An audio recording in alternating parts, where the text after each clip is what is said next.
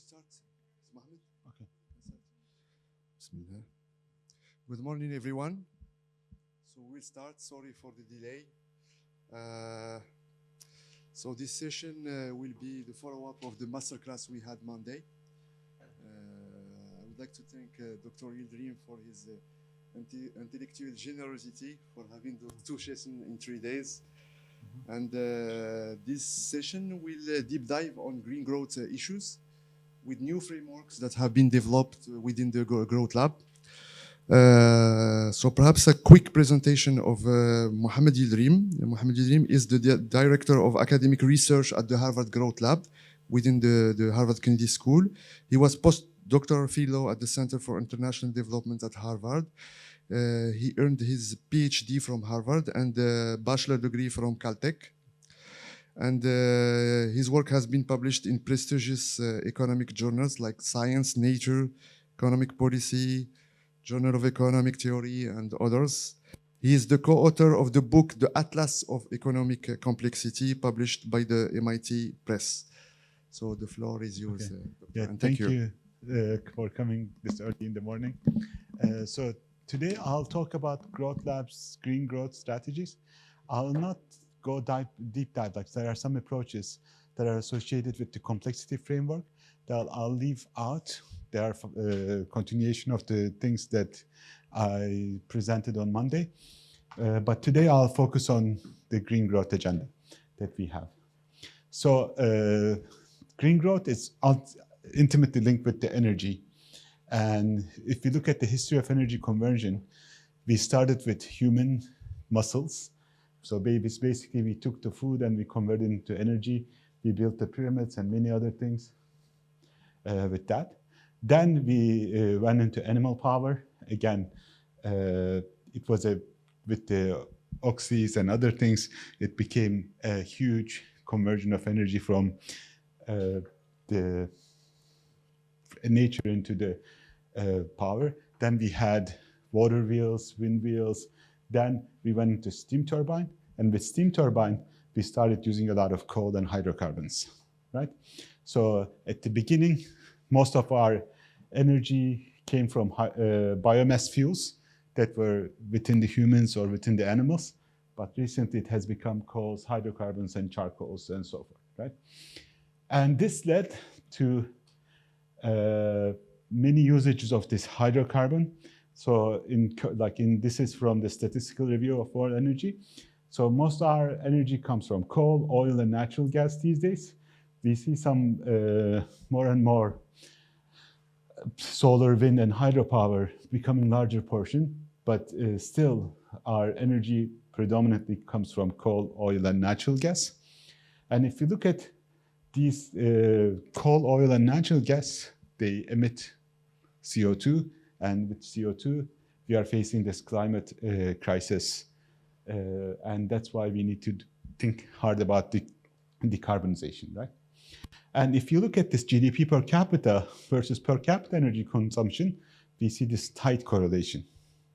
So many countries that have highest GDP per capita, they also have the highest amount of per capita GDP carbon production or energy consumption. Sorry, not carbon production yet, but energy consumption, right? But the good news is we also see a decline in energy intensity of economic activity. So it used to be the case that to support this high GDP per capita, you needed more energy. It has been declining, right? So this is one of the silver linings of the things. But if we look at different countries, we also see an increase in the emissions, especially countries like China, the rest of Asia, but the climate change or atmosphere doesn't really care about, it's not just this year's emissions, it's the cumulative emissions, right? So this graph from the Global Carbon Budget 2023, it shows the cumulative emissions of all the countries. Here we see US, Europe as the largest emitters, like US with 24% of all the global emissions up until now, and Europe with 31% and Asia 31%, right? But if you look at the current emissions, we see China, India, and US becomes a smaller share. So, and this creates this debate about whether these countries use a lot of carbon to grow, and now we are trying to punish the smaller countries who are trying to grow using the same strategy, but we are not allowing them to emit as much, so that leaves us that makes it harder for them to grow, right? And that's why in the COP29 or many other places, the rich countries are committing to give poor countries $300 billion of climate finance, but we don't know where it's going to go and how it's going to happen with Trump coming to power in the US and all the other things happening, right? But even this picture is a little misleading, because if you look at still the per capita emissions, so I like this graph because it shows the population and the per capita emissions. So the total emissions of the country is the area of the bar. So if you look at the per capita emissions, then we see Middle East is the highest, then Australia, Saudi Arabia, Canada, and US and Canada. And still, like, US is emitting much more than China in terms of per capita. But the interesting thing is, for instance, if you look at Africa, it emits very little already, right? So if we push South Africa, or like the Africa other than South Africa, to emit less, what would be the gain out of this, right? So not much to gain from. So current approach in all these things, like Kyoto Protocol, Paris Agreement, COP, they want all the countries to adapt some national mitigation, national adaptation, just transition strategies, which was supported by the climate finance, then to increase the mitigation of carbon emissions. But the thing is, as I said, like all these countries trying to mitigate, especially African countries like Morocco, it won't have that much effect on the global CO2 emissions, cumulative CO2 emissions. And if you look at the mitigation costs, like this is from the CCDR for Morocco in 2022, we are thinking like even more than close to 5% of the GDP for mitigation efforts to be successful. And the gain that you would get from this mitigation efforts, it will be minuscule, because Morocco won't be that high emitter. So is this all of it or half of it, the mitigation strategy? Thinking about the demand side of the carbon, would it be enough for getting us to decarbonization goals that we have in the world, right? So here, like in our strategies, we generally focus on the supply of decarbonization. And since we are from Harvard Kennedy School, we take this word, like this proverb from John F. Kennedy, who said, ask not what your country can do for you, ask what you can do for your country. We change it and we say, ask not what you can do to decarbonize your country, ask what you can do to decarbonize the world. So this is our motto, let's see. So what does the world need to decarbonize? So because this type of changing the framework from this, but also tell us some stories about growth opportunities for many countries. So African countries, they might not be that much, like the mitigation efforts in Africa might not result in a lot of carbon dioxide emission reduction, but what can happen is they can still help the world decarbonize, and in return, they can also prosper through this effort, right? So if you look at the current current carbon emissions, it comes from manufacturing, electricity, agriculture, transportation, buildings. So what we need to do is we need to try to electrify everything that can be electrified. We need to make clean electricity. We need to develop alternative fuels in transport industries and manufacturing, like hydrogen, ammonia, methanol, green hydrocarbons, biofuels. We need to eliminate emissions from manufacturing processes like process heat, chemical reaction in cement and steel manufacturing, which uses a lot of carbon, and natural gas to reduce the steel and reduce the iron to make steel. We need to capture, use, and sequester carbon. And this is, we have huge uncertainty over how to accomplish the above and which technologies will be successful. So that's why, since we are the growth lab, we said, let's try to think about how can you grow by helping the world decarbonize, achieving those goals. Right? So we have these 5 strategies that I will try to go in detail in a bit. So first strategy, we think should be all countries try to help make the enablers of decarbonization. If the solar panels are needed, let's make them. If the batteries are needed, let's make them. If the wind energy is needed, let's make the devices. Even though locally it might be little emission, but globally they might have reduced the carbon emissions.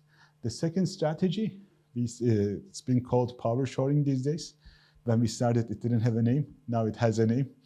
So it's making green versions of today's gray products. So I'll come into that in a bit. Third strategy is carbon capture. Fourth strategy is once you develop this know-how, leveraging on it so that you can grow. And the fifth strategy is leverage the newly acquired capabilities beyond decarbonization. And we will go into this in detail, each 5 of them. And today's talk will be explaining these. So what do we mean by make the enablers of decarbonization? So enablers to produce green electricity, for instance, solar panel, wind turbines, new transmission lines, grid-scale batteries, inverters. Then we can have enablers to produce green transportation, like the battery electric vehicles, fuel cell electric vehicles, charging stations, hydrogen refueling stations. And all this, for instance, require critical minerals. And no decarbonization can happen without a mining boom. So there are some environmental concerns about mining, but if we want to achieve these, then we cannot achieve it without the mining boom. So this is the projected solar power generation in a net zero scenario by IEA. And you see this exponential growth in solar scenario. And then it means that the demand for green economy products will need to explode. Like projected growth in grid-scale battery storage in a net zero scenario, it goes, I don't know, maybe 70 times or more than 80 times in this scenario. Right? So first thing is to look at the critical minerals. So we have many critical minerals that we listed. Well, not us, but not only us, but there are many groups who work on this. So for instance, lithium, which is essential for lithium-ion batteries used in electrical vehicles and energy storage. Then we have cobalt, again, lithium-ion batteries, and has supply chain challenges due to ethical and environmental concerns, especially in Democratic Republic of Congo. Then we have rare earth elements that are used in the magnets for wind turbines and EV motors, like the platinum group metals, then graphite, for battery anodes, nickel, copper, vanadium, tellurium, indium, and gallium. And okay, I'll go back to this slide. So, and these are the growing mineral demands, IEA projects, lithium, cobalt, graphite, indium, vanadium, all of this, right? But if you look at where the deposits are, and where the actual production is happening in lithium, for instance, you see a huge discrepancy.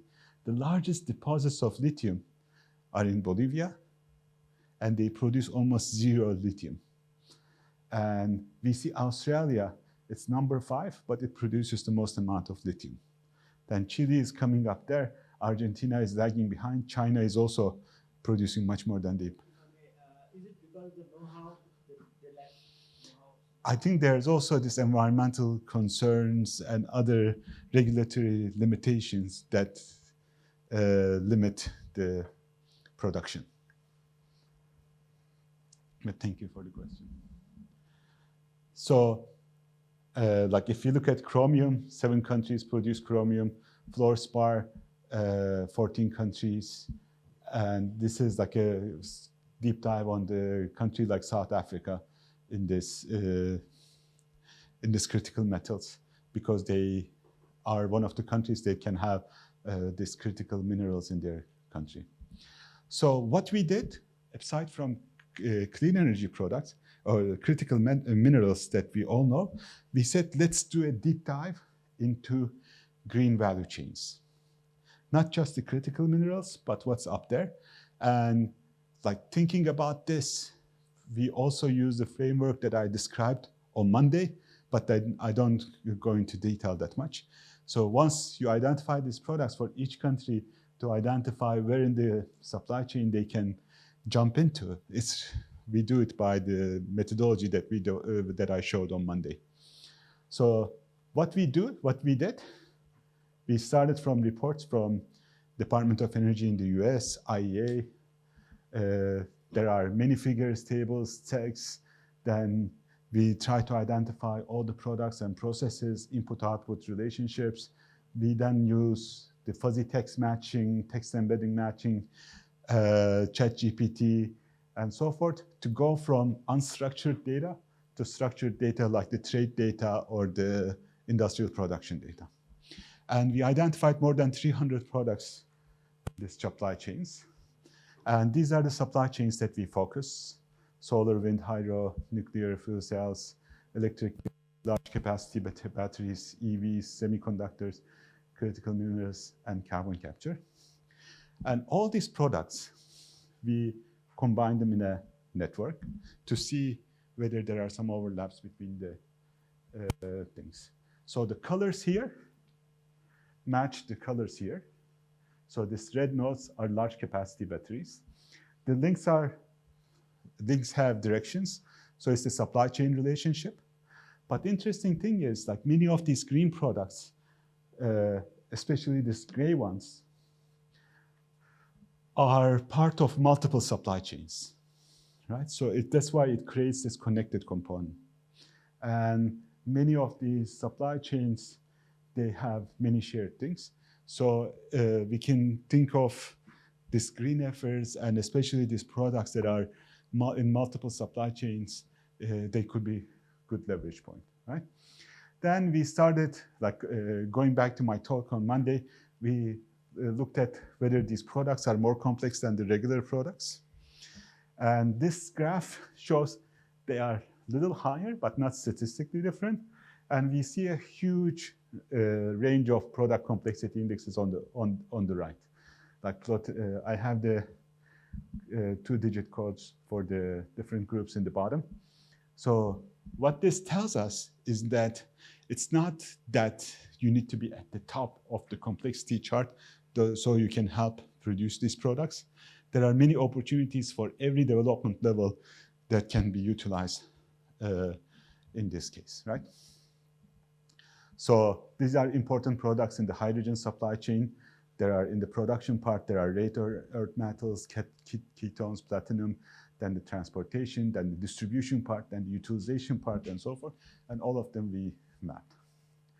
And which countries are already making a lot of the green products, green supply chain products? So yellow is the highest and dark blue is the lowest. So China makes most of it. Then we have Germany. Then US, rest of Europe are greener. So in the middle, Turkey is dark green. So we are coming down to here, India. But then Morocco is somewhere around here, and like Australia and so forth. So this is the picture of the current green supply chains. And then each country, when we normalize with the top producer, have different distribution of green supply chain production. So we have US, for instance, producing most of the fuel cells and green hydrogen products, but they are not present in many of the other critical components of most of the supply chains. China, except from the platinum group metals, they are very good. And this is because platinum group metals, you need the reserves to make them, right? It's mostly critical minerals. And one other interesting thing about the exporters and importers, once we plot their export and import values in these products, what we observe is it's what we call the nestedness. So any product that China makes, so any product that these countries make, the top countries also make, but any products that, some of the products that China can make is only made by China. And same for the import structure. Like US imports the most in the this green supply chain products because they don't produce a lot of them. But it again shows this nestedness. And this NODF is a measure of nestedness that's developed in the ecology literature. And if it's closer to 1, it's a highly nested network, a highly nested matrix. Right? And then we can also look at the concentration of these products in green supply chains. So blue are the critical minerals. Of course, critical minerals are very concentrated, right? Then this green products is a little misnomer because these green products are the end-use green products. The other products are the supply chain products. So all of them are green, but these are, when people think about green products, they think about, like, let's say solar panels. So solar panels will be green, but the silicon will be orange, or since it's not a critical mineral, it will be orange in this case, right? But you see, there are many orange products. So this is Hirschman-Herfindahl index. There are many products that are concentrated in few locations. So these are products that can be, that should be diversified. And if we think about criticality of these supply chains, those are the things that countries can target to diversify into, to basically help them think more about, help them build some resilience in their supply chains. And if you look at how these products are growing in the world trade, so this is again, the green products are end use. We see these products are growing much faster than the rest of the economy.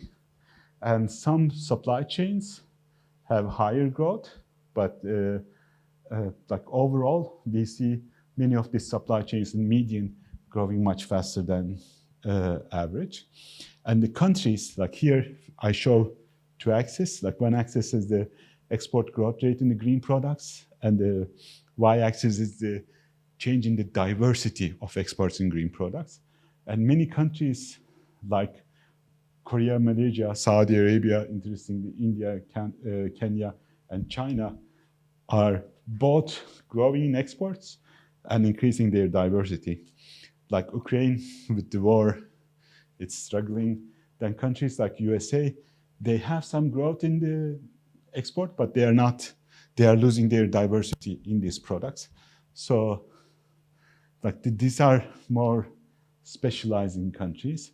And then there are some countries, like this corner is the bad corner, and there are some countries increasing their diversity, like Ghana, but they are not increasing in the growing products, right? So how to get involved in this green supply chains? So this is related to the Monday's talk. So if we think about these green supply chain products, they will be like the trees in the jungle that have this green tag on them. And we can look at where the trees are, how far the trees are from your monkeys, and which trees are more attractive, and what products in green value chains, and so forth. And for that, we developed this new tool that we call the Greenplexity. It was introduced in the COP29. And in this Greenplexity tool, it's going to be the first step. It's the first version. Eventually, this will be integrated into the Atlas of Economic Complexity. And here, we show the 10 supply chains, the products. The size of each node is the world trade size. And this is Morocco in these value chains, for instance. It has some presence in electric vehicles, green hydrogen, heat pumps, but not completely overpowering in any dimension. And in the project that we are doing with UM6B, ABS, and OCP, we are exploring some of these supply chains together. Yeah. How can we interpret these charts?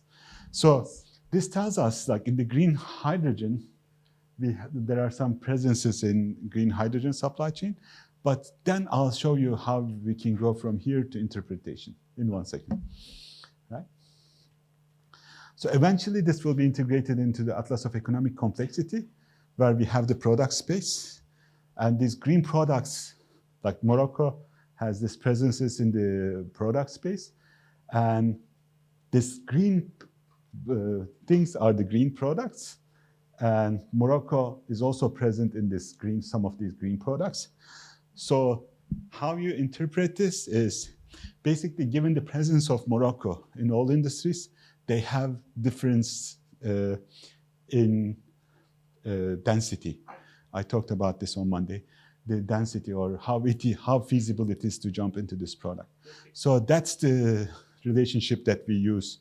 Density and size. Yes, and that's, so we think like the density as the feasibility axis, then the size or growth or complexity, or it's like you can come up with an attractiveness axis. Yes.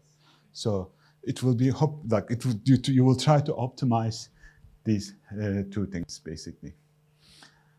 And eventually, all these things like this green map is already in the Atlas, but having the supply chains and other things, it will be also integrated into Atlas of Economic Complexity.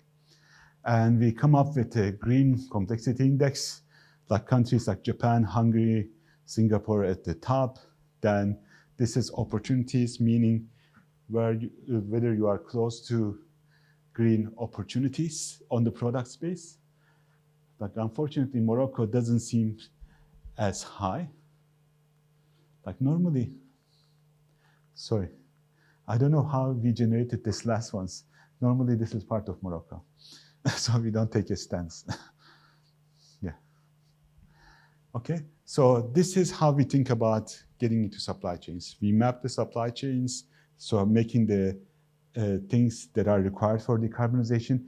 We create this we map the supply chains. We try to quantify which countries are closer to these supply chains, and we try to identify products that could be used to jump onto this supply chain. Right? So that was strategy 1. Strategy 2, what we call is power shoring. And this is about making things in a green way.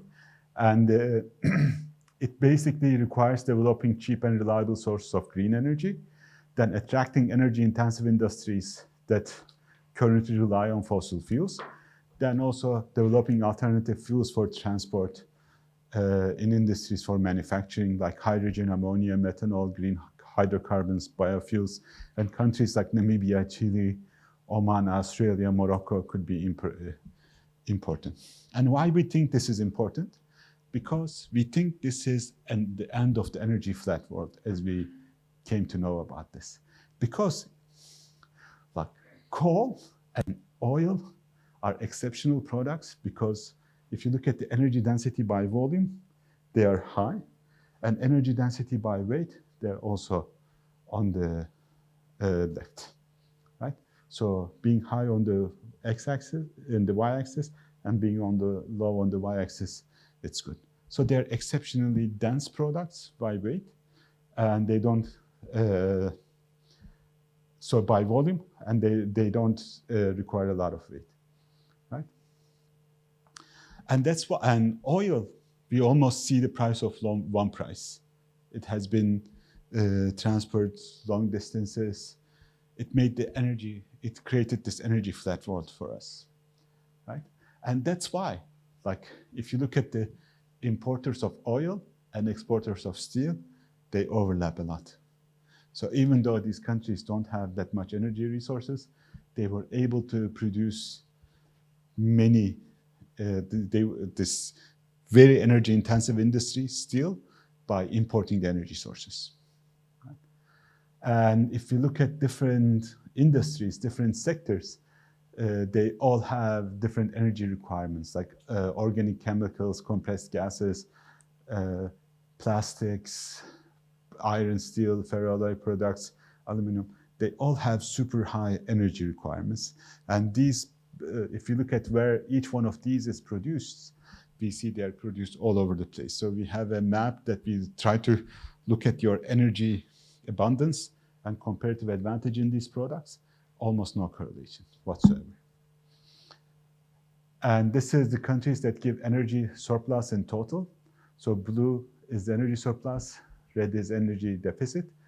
So most of the developing countries are, most of the advanced economies have energy deficits. And even if you look at the renewables and so forth, we see energy, completely different mechanism. And natural gas and gas pressurized, they're hard to move. So that's why we need pipelines. LNG, we need specialized ships. And natural gas becomes harder to transport. And that's why it faces this huge volatility in the markets in terms of price. And hydrogen is even worse in terms of the pressure, in terms of transportability, and in terms of its mapping on this energy density and energy volume graph, right? But historically, we figured this out. Like we had these paper mills close to water, or we had windmills that ground the grain at the energy source, or we have the largest aluminum smelters in Norway right next to a hydropower, right? Because like moving electricity, it's not very easy once you create it. And countries have borders, like I know Morocco is exporting electricity to Spain. They have this grid, but it has a lot of losses. So the energy is, the green energy is not gonna be as mobile as oil or coal, okay? So then these energy intensive industries, we think they will have to relocate to this green energy potential locations, right? So this is the hydropower potential of the world. This is the solar energy potential of the world. I think that once we go beyond the Tangier, south of Tangier, Moroccan Sahara has a lot of potential. And we have like many, the wind potential graphs here, right? So we think that eventually many of these industries will have to relocate in these locations when you have a combination of wind, solar, and also you need some stability. So like some type of energy like hydrocarbon, so hydropower or nuclear energy to do that. Like one interesting thing is this is the wind corridor, and these are the places that vote predominantly Republican in the US, but they have the highest wind energy production in the US as well, okay? And again, like with these projects, like wind and solar, going back to wires and the things about the financing, wind blows for free, the sun shines for free, but the renewable power plants and transmission requires huge upfront costs, but low operating costs. So they have high fixed costs and low variable costs. Means competitiveness is super dependent on cost of capital. And we have this huge discrepancy between countries among their funding potential or funding investment rates. And this will be another reason why these countries that have larger construction wage relative to US and other things becoming crucial, right? So the third approach that we would like to push forward is capturing carbon. So hopefully, like with this carbon credit markets and so forth, we can monetize carbon sinks, right?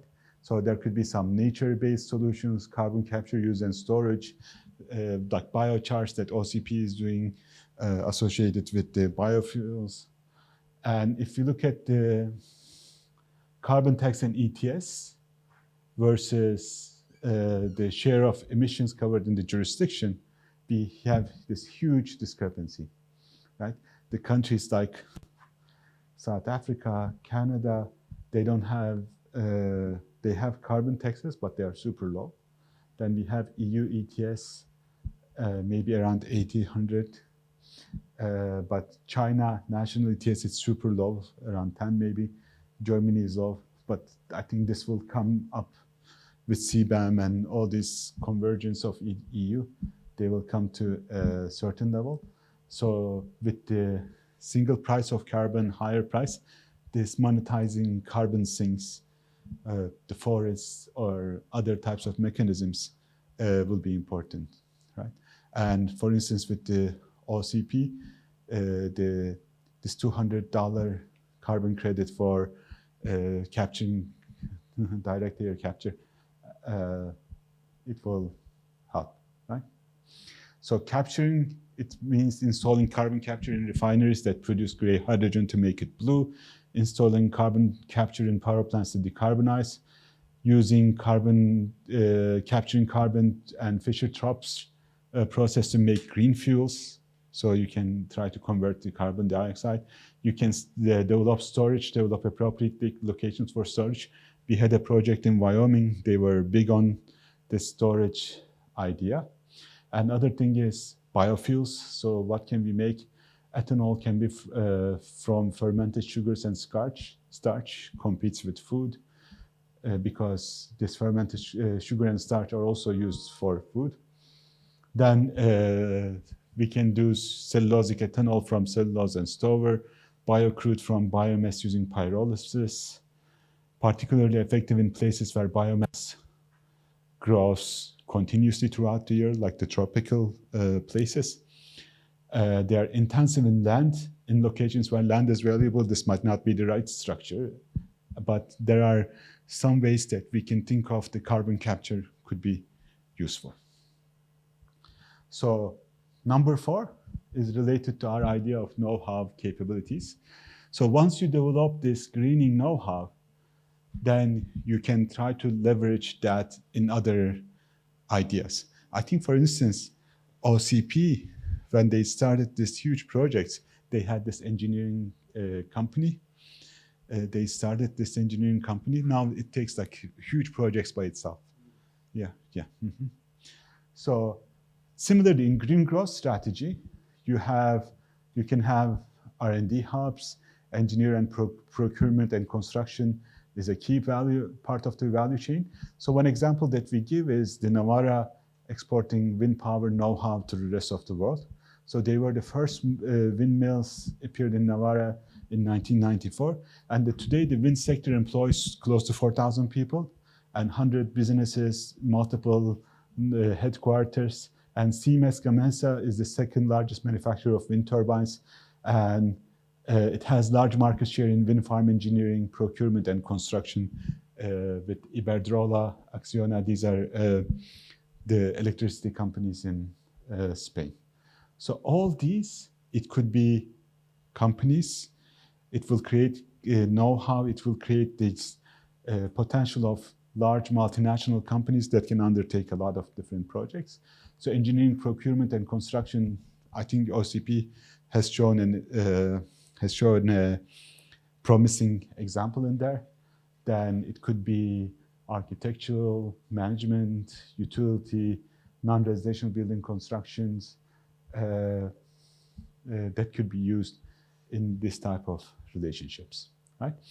And finally, we also think that if you jump into these green products, you can leverage them to jump into other products.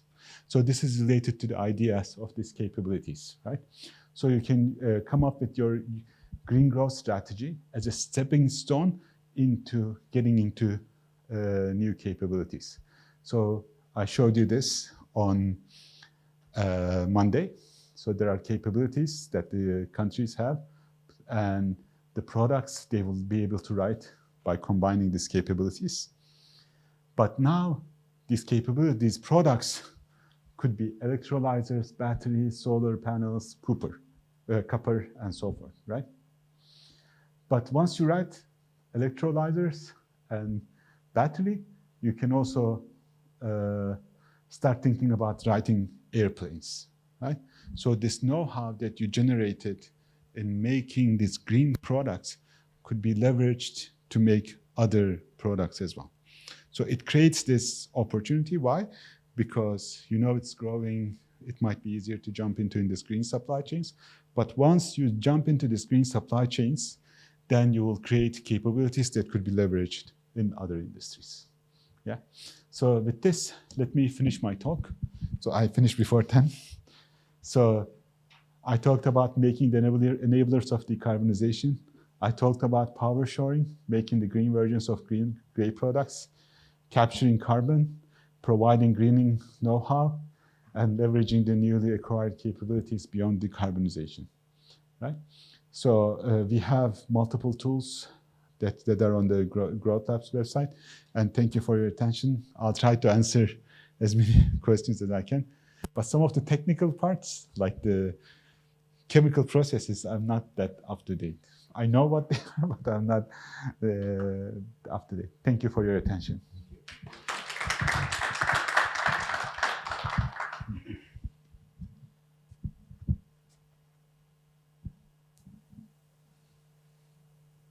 Any questions?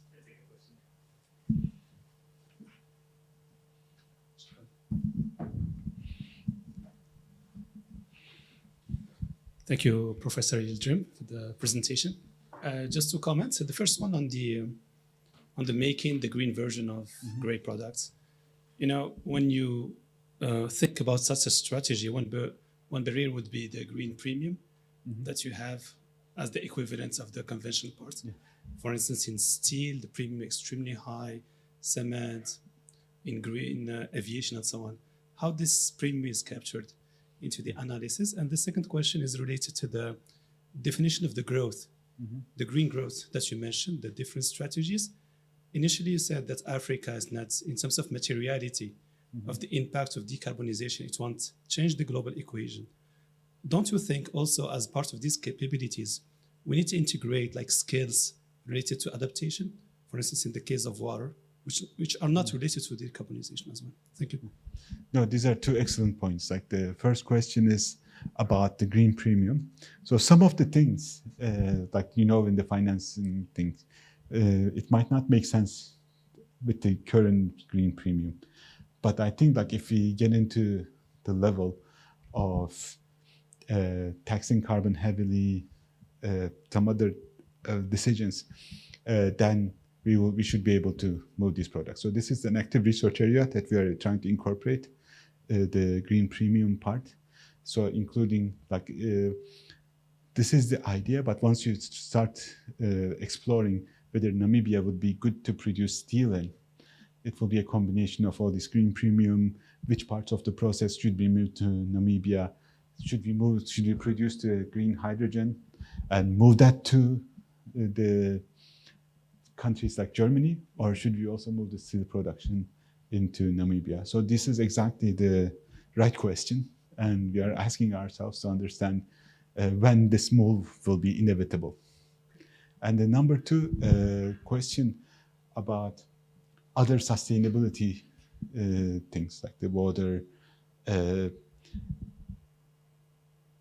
I think like those are also super fascinating questions. Like we are focusing on the decarbonization in this effort, but as you said, it should be like the other sustainable. Like when I looked at the CCDR of Morocco in prepared by World Bank, half of it was about water scarcity. Yeah. So. And in addition, I mean, if we're looking into green hydrogen per se, the analysis of green hydrogen should be complemented by the analysis of water, because in those places where you have cheap energy, you need to go into desalination. Yeah. So the water equation as the zona for the nexus, water, energy, ecosystems, and food, everything is related. So, I mean, the separation between adaptation and mitigation is a conceptual separation, but in practice, you need to incorporate those elements as well. Yeah.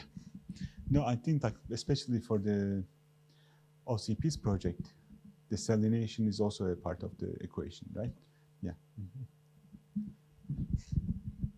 Thank you very much for the presentation, Professor.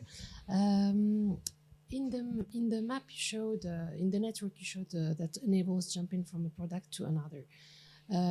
Does it take into account potential technological evolutions, or is it a static version as of today? So we try to be as comprehensive as possible, but you are right, like there are some technological aspects. And we try to that's exactly the reason on Monday I showed you some technology patents. So we are complementing this work with that. But beyond that, like we need to see some signatures, right? Like we try to look at the scientific publications. We also try to look at the patenting patterns to also see what we cannot see just beyond these products, technology. This process is currently present here. Mhm. Thank you, Professor YILDIRIM, for your insights in the presentation. Two thoughts come to mind. First, I mean, you talked about the supply side of the story, production side. I mean, is there a story on the consumption side? I mean, from a consumer standpoint, from a household standpoint, I mean, how do we go about the whole sustainability transition? Second, can decentralization help instead of big companies investing big money into the project? What if this is outsourced to SMEs, households itself? I mean, they can put solar panels on their houses, and we are empowering them by, let's say, some know-how, right? So will this change the story you're talking about? So the first question about consumption, I think that they are the demand drivers. Like when we see the growth, observed growth of these products, it's coming from the equivalency of the equilibrium between supply and demand. So they are already changing the picture by changing the demand. And the governments, when they give you credits for installing solar panels on your houses, that's changing the demand side. And we are trying to answer that by focusing on the supply side. We think that demand will grow, and that demand will be the reason why we should be preparing for all these supply changes. Right? Coming to the second question about the people, SMEs, like one thing about, for instance, OCP strategy is local content requirement, for example. And that enables OCP to empower the small and medium enterprises present in Morocco to basically be part of this process. And once they are part of this process through the learning curve, they might also grow and become part of the larger community. But it shouldn't be just, okay, I'm blindly gonna ask these SMEs to produce the most complex part of the production chain. You should also be thinking about what are the capabilities present in Morocco and how you can leverage those capabilities through different firms, different SMEs, or should you do it within the large company? But it's an important point, like the engaging your local production and leveraging this demand created by large companies, somehow maybe fulfilling them with the local small and medium enterprises. Right. Thank you. I think I could not join the last talk, so I missed the second last slide. If you can elaborate it more, it's the second last slide. Yeah. Yes. So here, This one, yeah. like in our model, when we think about complexity, it's about having diversity of capabilities. Okay, and these capabilities are expressed in the products. And countries do not get these capabilities out of air. They do it by doing some stuff. Okay, so here in this example, we were thinking about these countries, when they start doing electrolyzers, batteries, copper, suddenly they have this, they generate these letters that could be used to make airplanes. Airplanes is a complex product, but some of these capabilities that you install in your country, it can be leveraged for many other things. So yesterday we were talking with Wael and Munsif about different capabilities that's needed in Morocco to monitor carbon emissions, to do this taxation. But I'm sure like once you develop these capabilities for the country, then they could also be applied into some other industries, some other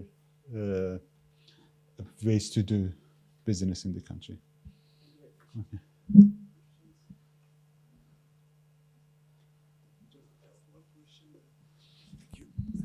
So you mentioned in the beginning of the presentation that the proximity, somehow some proximity is becoming again a strategic issue. Mm-hmm. So if we think in terms of global value chain, does it mean that in the green economy, it will be shaped differently from what we have seen? Yeah. So in the paper, when we mapped all these green value chains and things like that, like now, when you identify a critical part of the production process that's located in China, you have to put a question mark, because it's becoming the case that you are afraid of this fragmentation. Right?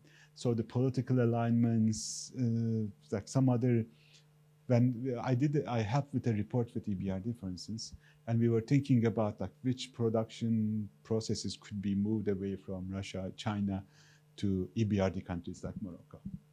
So those are people think about these days.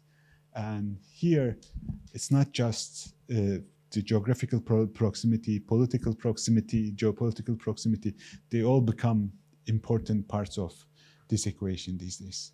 So that's why, like when we look at this concentration, I think if we were to think that there were no geopolitical risks, maybe you still want to diversify, because what we saw what happened with COVID, right?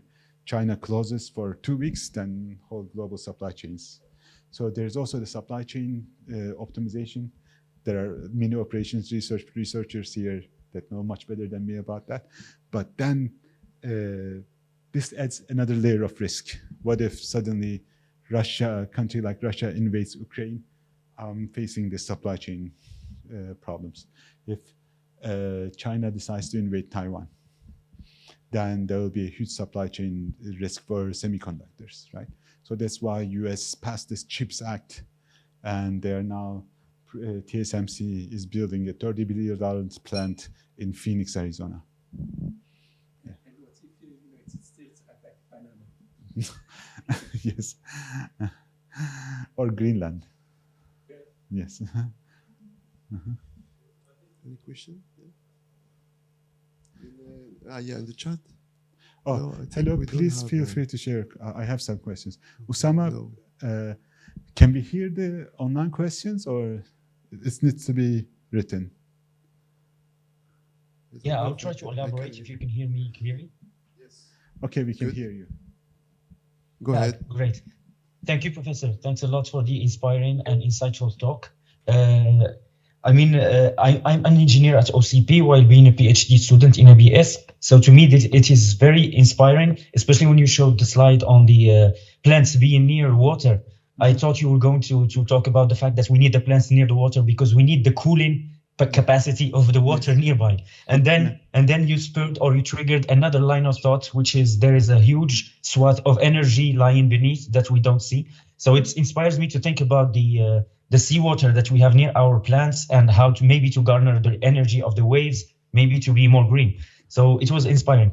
For the questions part, I have 3. One is a simple clarification question from a slide of yours, and then 2 other questions.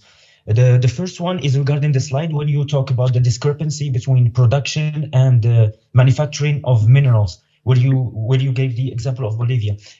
I just want to get your point clearly. Do you mean that the fact that we have the mining somewhere and then the manufacturing elsewhere is contributing highly to the global warming and stuff, or is it for the transportation cost? What do you mean by that slide? This is the first clarification question. Should we answer? Okay, I answer the first questions quickly? Yeah. So Yeah, in yeah. that slide, it's not like it's basically not production, but it's taking the reserves out of the mine. So they're not even doing that part. So they have the largest reserves, but they are not mining it out. So it's not like production of batteries or anything. It's immediately one step ahead. Okay, so it is mainly because of lack of capabilities. Is it this way? I think it's more regulations. The country thinks it's okay. bad, so that's why. Like the regulation, it has the largest reserves, and it might help the world to come up like clean out that produce a lot of lithium that's needed, but Bolivia limits itself. Okay, that's clear. Thank you. Mm-hmm. For the second and third question, I want to know your take on 2 things. The first one is, through these strategies of green growth, do we have any idea on a ballpark for the number of the percentage of the green growth that would be accomplished through these strategies compared to the total growth projected for the world? Is it like around 10%, 50%, or 2%? Just a ballpark number if you have such a number. And then And the third question? Okay, so the third question is regarding, I also want to know your take on taking the countries as a unit of analysis. Because as you said in the beginning, where you showed that the contribution to the emissions per capita and per country, etc., we have the classical comment that China may be well up the charts, but because it is the plant of the world, because it is driven by the need of other companies. So in general, this is a question that I'm trying also to address in my research. I want to know your take on how to address this dilemma regarding the taking countries as a unit of analysis. Okay. I don't know if it's clear or... Yeah. No, that's super clear. So we have also local analysis, like at the city level or the firm level, but country level, there are some levers that the countries have that are not, so there are some cross-country differences for sure, right? That's the main driver of many of these differences that we observe between locations. So that's why we do the first cut at the country level analysis, but in our projects, like we have some smaller projects, we have projects for state of Wyoming in the United States, city of Hermosillo in Mexico, Andalusia region in Spain, where the unit of analysis goes to states or regions or cities. And then we are also now trying to understand OCPs, for instance, the diversification process, right? Because like underlying the agent of change is either entrepreneurs or firms, right? And in many cases, we don't observe this change. So it's exciting for us to observe what you guys are doing with all these new projects, right? To understand how we can complement our analysis, complement the efforts with our analysis. So that's why the research aspect is very exciting for us. So going back to your first question about like ballpark of these increases, like IEA has a lot of reports about this, the demand changes or the parts that are needed, but it also depends on many other factors, like how much countries will be rigorous about this this decarbonization targets. Like for instance, now US is changing with Trump. We don't know. There's a lot of uncertainty, and that uncertainty might also spill over to Europe, other places that the populism is on rise. So it has a lot of uncertainty in it. Then going back to your first comment about being proximate to water, I think it's a good comment as well, because there are some other aspects like currently we are focusing on wind energy, solar energy, hydropower, but there are also some efforts that are trying to use the oceans as a source of energy through waves. But these are beyond my technical understanding. But currently, we are generally focusing on as energy sources for like wind and solar seem to be the leading ones. Then nuclear might have a revival with the small nuclear plants. But other aspects like using water as a cooling agent, I think it's also like when you make these location choices, you should take into account. But thank you for the comments.